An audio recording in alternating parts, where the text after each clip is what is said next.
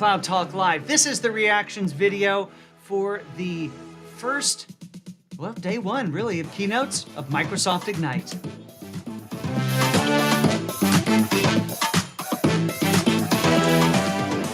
That's right, folks. Hey, welcome. My name is Jeff DeVerter. I am the Chief Technology Evangelist for us here at Rackspace Technology, and so delighted that you've shown up on a Wednesday afternoon. That's right, it's after lunch. It's 2 o'clock. Normally I have coffee next to me. I still have the smoothie from lunch next to me. So things are a little different, but I'm glad you're here. So the rules still apply. You've seen all the stuff down below. Tell me who you are. Tell me where you are. Hoping that maybe a few more West Coasters will show up since it's not so ridiculously early for them. Of course, nobody in Seattle is going to be looking at me because they're all over at the Ignite conference, as they should be.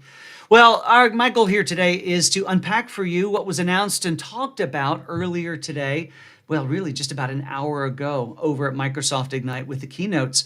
But if you want to get a hold of us outside of all of this stuff, there it is, down below. Send us an email, solve@rackspace.com. Would love to hear from you, so send me a little note. All right, let's turn that off. So as mentioned, you know, this is the big show when we think about all things Microsoft on the development and technology and infrastructure side. Microsoft has a few key conferences throughout. Alexander from thanks.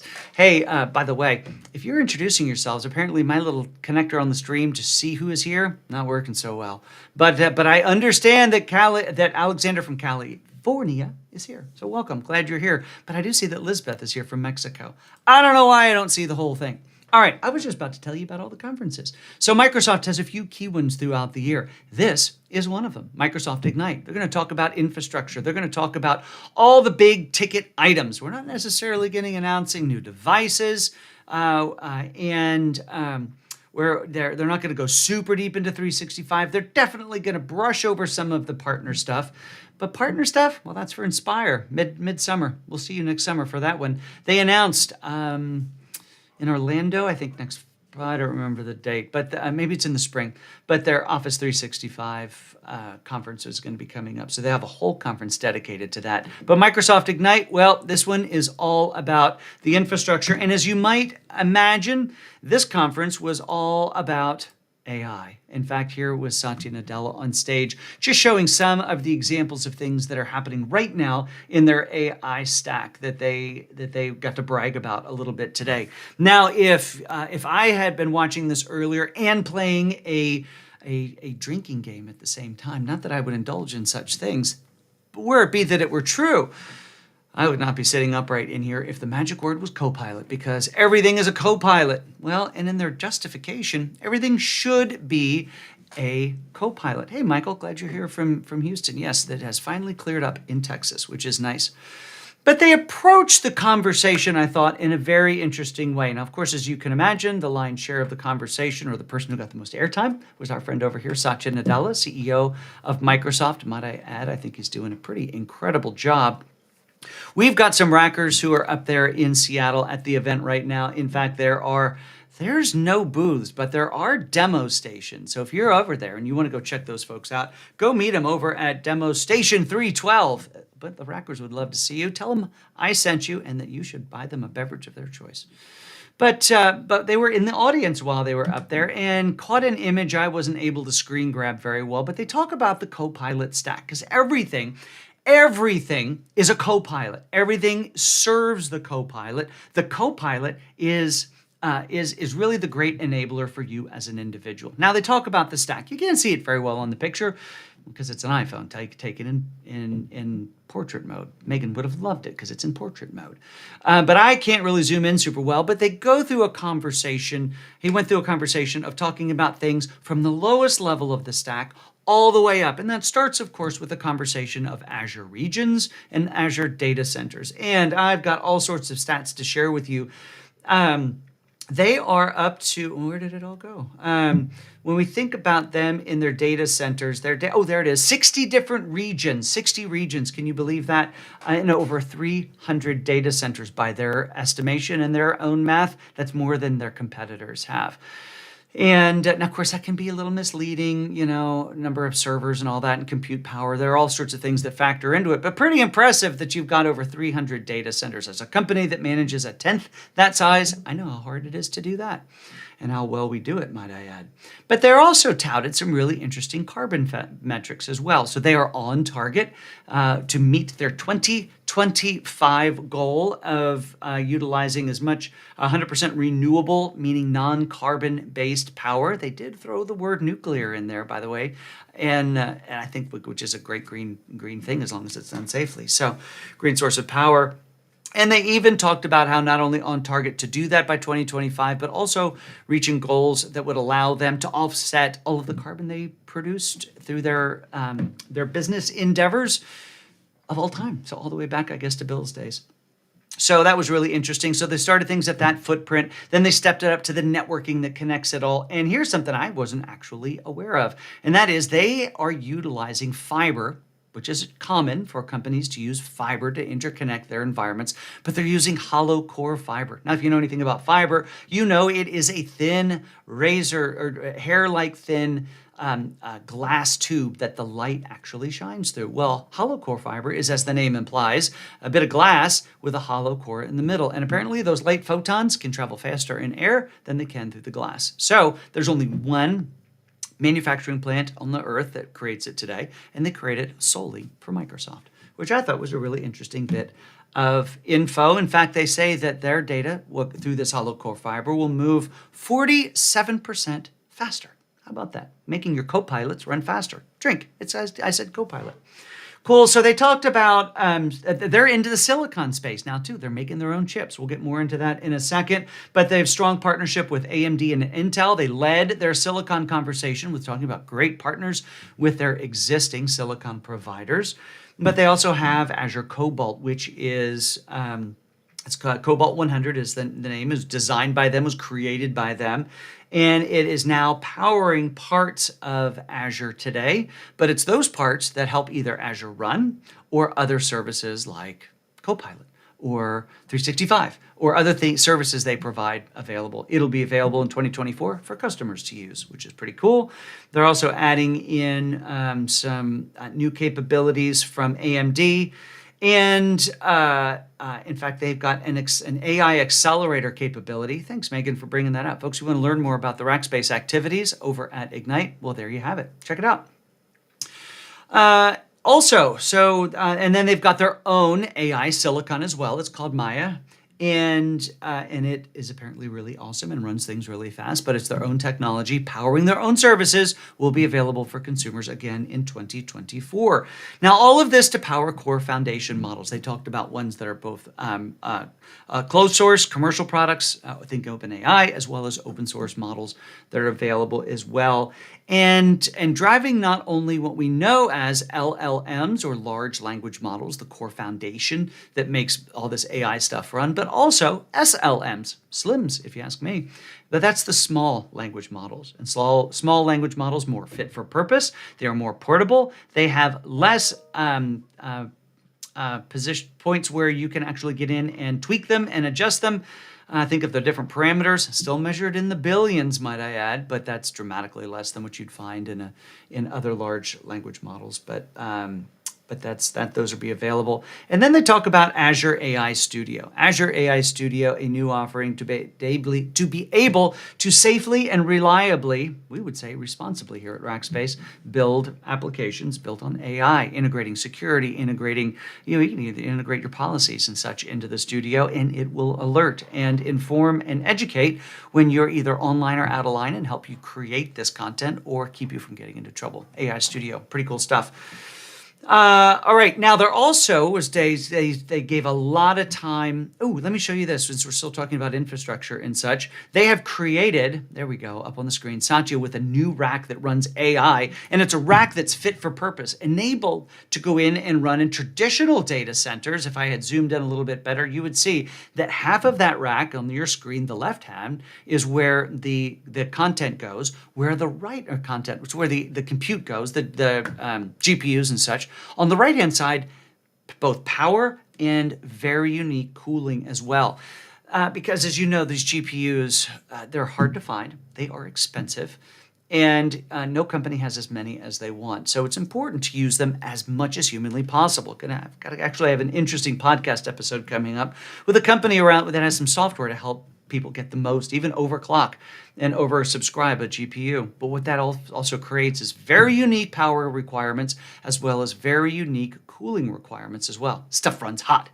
And so that's how you see in this diagram, what Microsoft has done is combine those two things so that this type of workload can go into a traditional data center that they design and not have to go into a uniquely designed data center. Still meets all their carbon goals, their zero waste goals, all of that stuff, but some pretty cool stuff. Ooh, I mentioned that Maya chip. Here's a picture of it. I had it on stage. So in case you wondered what, piece of custom designed silicon from Microsoft looked like, there it is. There's the Maya chip. Now, they gave a ton of time to the king of silicon in the GPU space, and that is, of course, NVIDIA. They doubled down, tripled down, quadrupled down on their relationship with NVIDIA. NVIDIA does love them some Microsoft. They gave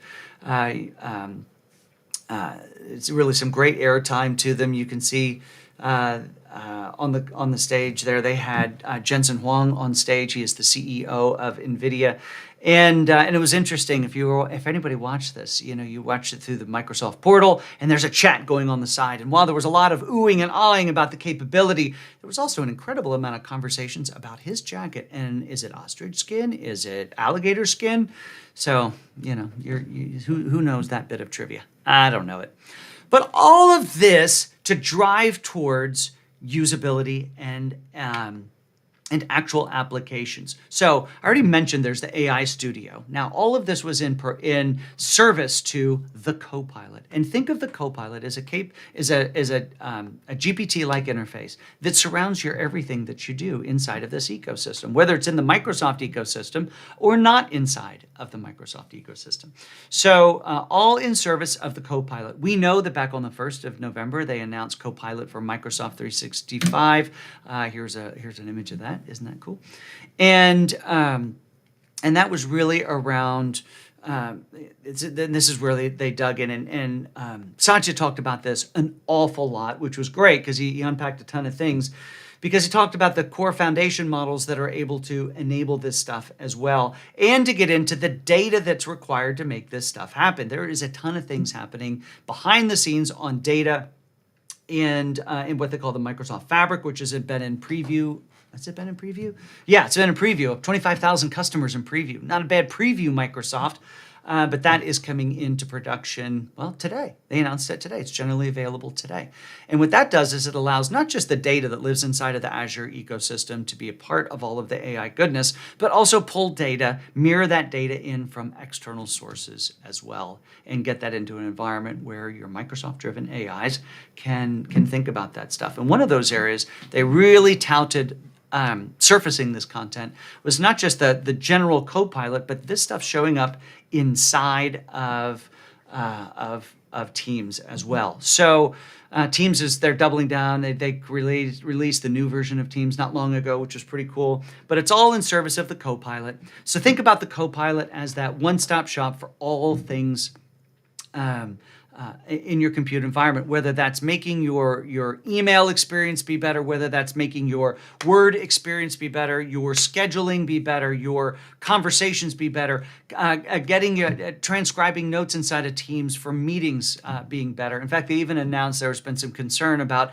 hey, what if we want to use those capabilities, but because of regulation, we can't actually record this stuff. Well, now you can have non-data. You don't have to hold on to that data. There's a term for it. It's in my notes somewhere right over there. Maybe I'll post about that. So, hey, thanks, Matt, for the compliment. Yeah, there was so much going on. So he talked a lot then as he closed out his session talking about the arc of innovation and really talked about two key areas. And I think if you are a futurist type person, I think this is really something for you to noodle on. And so the first is AI in combination with mixed reality. They talked about their partnership with Meta and what they're doing there in and around mesh and mesh being that how do you bring together, it's clever naming, isn't it, to bring together your meetings, whether those are what they call 2D meetings or 3D immersive meetings, if you got the goggles and all the fun stuff. So that's coming to full production in January of this year, if I have my dates correct. And then also where AI is being impacted by quantum. So all of this is powerful. They talk about Azure being the world's computer. I love that phrase, the world's computer. And but all of it being driven by, I mean, you see them coming up with their own silicon that is not unique to what's happening in the other hyperscale cloud providers or other technology companies at large. But ultimately, this all hits a bottleneck on the compute side. So paying attention to the art of the possibility with the speed that will come with quantum will be very interesting. All right, so other things to pay attention to, folks. They did a ton of conversations around usability and examples inside of the Microsoft Office ecosystem. They announced a new feature. I'm a SharePoint person at heart. It's how I made my way. It's really the foundation of my career in technology, but especially how I got to Rackspace. But now there's SharePoint Premium for the fully immersive AI experience all the way through that corporate data. Think of SharePoint. I mean, SharePoint has if you're a Microsoft company, SharePoint's got all your content anyway. It's got your Word documents. It's got your calendars. It's got your lists, your to-dos, your everything. But when AI can now interrogate and use that in real time, you can now just start asking generalized questions of your Copilot and have it pull that out of your SharePoint Premium experience. So more to come there. It's a new announcement. We have a lot to learn about these new announcements. But this actually also drives towards why I think Microsoft is in a very unique position here, folks. So a lot of what I've said up until now really could be sort of rinse and repeated a little bit as we think about what Google had to say a month or two ago over at their Google Next, or what we might hear in a couple of weeks out at AWS reInvent. But where Microsoft is in a stunningly unique position is the fact that most of the world's business happens in their software, in their applications. Think about your Office environment, think about your email.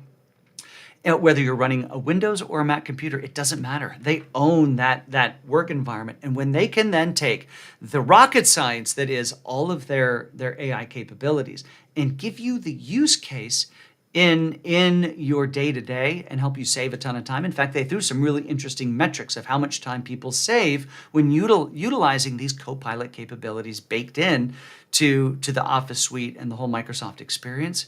Up to 10 hours a week. How'd you like to get a day and a couple hours back into your week? Simply by taking away some of the drudgery of the things we have to do.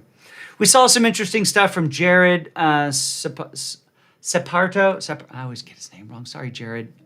Every time. I owe you a beer, I guess. We had Sumit Chauhan, who was on. She's the corporate vice president of Office. Some great examples there. And ultimately, folks, it landed on an area that if you want Jeff's little tea leaves of the future. What does it all mean for the future? I already talked about the AI Studio that they announced before. The new one, Copilot Studio.